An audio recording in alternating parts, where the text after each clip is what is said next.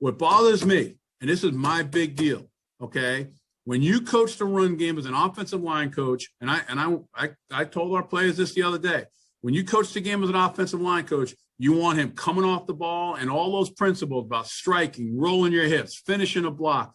You're coaching that player from an aggressive mindset to go out there and be one tough son of a gun and knock the hell out of somebody. Now, all of a sudden, we change and we're in this pass protection mode. And now we're like, hey, watch your hands. He can slap him down. Be careful. Don't get beat inside. Hey, watch this, watch that. Well, think of yourselves as a player, okay? I've got the coach who's coaching me to be a tough son of a gun in the run game. And then all of a sudden he's coaching to me. He may not realize it, but being a cautious guy in pass game, all right? And I'm not worried about what that guy in front of me is doing. And I'll get into that a little bit more. What I'm focused on is I'm going to dictate it. I'm going to run the show. I'm going to put the pressure on that guy, and that guy's going to have to come through me to get to the quarterback, and I will be physical, and I will be violent in everything that I do. So I try to keep the same mentality going. I don't use words like it's basketball. It's not basketball, okay? I don't try to use words like, anything that is soft or anything.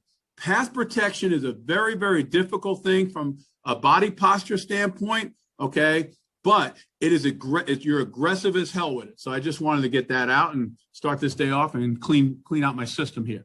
Now, the one thing you'll notice, the way the guys in New Orleans train, and now this is me, and obviously I just got here, right? So the big difference for me is what I see is Damian George is the player all the way on the outside, okay, with the longer hair, Mills with the shorter hair here. But the one thing I want to say is Damian's space isn't bad, okay? I'd like him to get his hands up a little bit higher to protect his chest. Okay, his body position's good. All right. I'm always looking for knees inside the ankle. And then when now you come with Emil here on the inside, okay, you can see here that his base is narrow. Okay, so the one thing I've noticed when I went back and looked at my pro tape and as I trained the college players here at Alabama, the student athletes here, is that they do not train with as wide of a base.